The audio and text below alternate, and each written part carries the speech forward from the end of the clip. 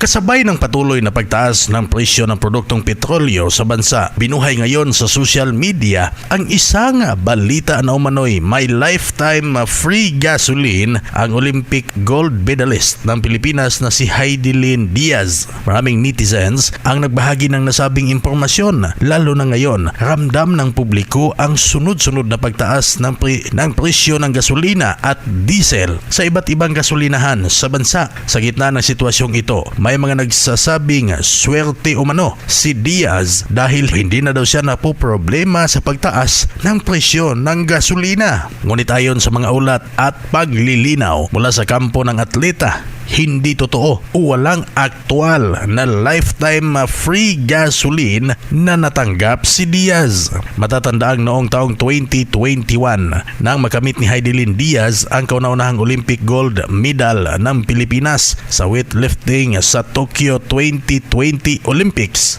Maraming kumpanya at pribadong individual ang nagbigay at nangako ng iba't ibang insentibo at gantimpala bilang pagkilala sa kanyang tagumpay. Kabilang sa mga kumalat noon sa social media ang balitang may kumpanyang magbibigay umano sa kanya ng libreng gasolina habang buhay. Subalit sa pinakahuling paglilinaw ng kanyang kampo, wala umanong natanggap o naipatupad na ganitong uri ng benepisyo. Dahil dito itinuturing na misleading o fake news ang ilang kumakalat na post sa internet na nagsasabing may unlimited free fuel ang Olympic champion. Samantala, patuloy namang binabantayan ng mga motorista ang galaw ng presyo ng produktong petrolyo sa bansa. Sa mga nakalipas na linggo, ilang oil companies ang nagpatupad ng panibagong oil price adjustments na nagdulot ng dagdag pasanin sa mga driver, commuters at maging sa mga negosyong umaasa sa transportasyon. Ayon sa mga analyst, ang pagtaas ng presyo ng langis sa pandaigdigang merkado at